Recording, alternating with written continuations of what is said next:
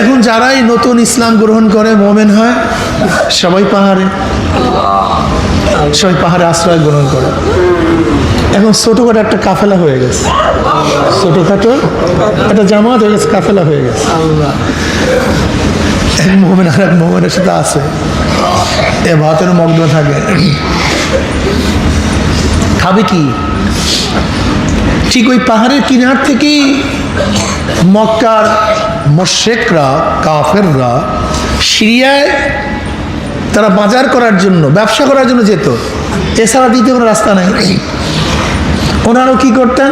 কাফেরকে ধাওয়া করতেন, তাদের থেকে খাদ্য সংগ্রহ করতেন। এখন কাফেরদের জন্য রাস্তা একেবারে নিরাপদ না, সম্পূর্ণ অনির্বাদ হয়ে গেছে।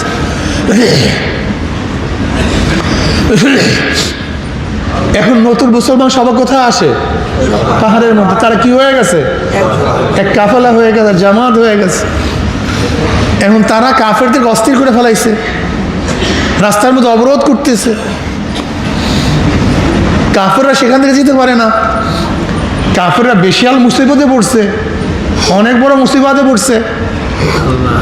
এবার কাফেররা আছে নবী আলাইহিস সালাতু ওয়াস সালামের কাছে, ইয়া নবী আল্লাহ, আপনার সাথে যারা চুক্তি করছিলাম, কেউ যদি মক্কার থেকে মুসলমান হয়ে মদিনায় আসে তাকে আর ফেরত দিতে হবে না, ফেরত দেওয়া লাগবে। আমরা এই চুক্তিটা রাখতে চাই না। এই চুক্তিটা কেন খয়রাত লাগবে না, কুত্তা ফিরাও। এরা যদি ওই পাহাড়ের মধ্যে জমা হয় তাহলে সিরিয়ার সমস্ত ব্যবসা বন্ধ, সিরিয়ার সমস্ত ব্যবসা বাণিজ্য সবই বন্ধ। তো ব্যবসা করবো কিভাবে? কাজে আমরা চুক্তি রাখতে চাই না, যদি কেউ মক্কা থেকে মদিনা আসে তাকে ফেরত দিতে হবে না। নবী আলাইহিস সালাতু ওয়াস সালাম এই চুক্তি ফেরতের পরই আবু বসির রাদিয়াল্লাহু থেকে চিঠি লিখলেন, আবু বসির আসো, তোমাদের জন্য এখন মদিনা নিরাপদ হয়ে গেছে, আসো। এক দূত সেই চিঠি নিয়ে আবু বসির রাদিয়াল্লাহু তাআলার কাছে গেছেন, কিন্তু আবু বসির রাদিয়াল্লাহু তাআলা কিন্তু অসুস্থ হয়ে গেছেন, দাঁড়াবার মতো আর শক্তি তার মধ্যে ছিল না, হাঁটার মতো শক্তি তার মধ্যে ছিল না, খাইতে খাইতে রোদ্রে পড়তে পড়তে,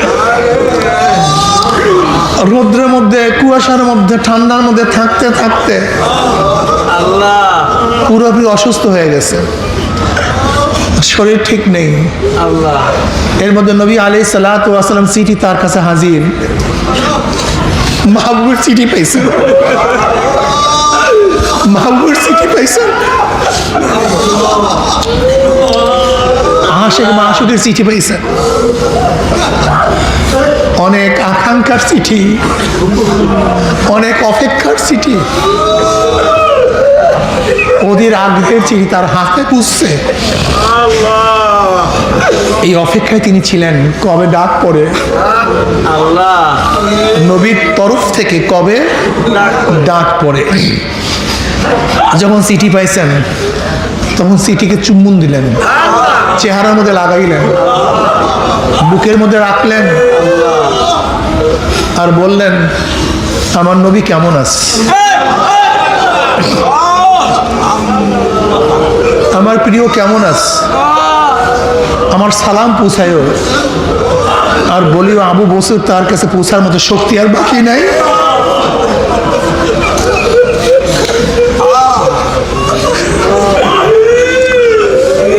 ওই চিঠি বুকের মধ্যে নিয়ে কলেমা পড়িয়া দুনিয়া থেকে বিদায় হয়ে গেছে।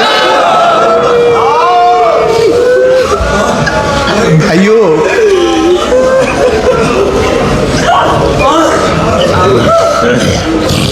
আল্লাহ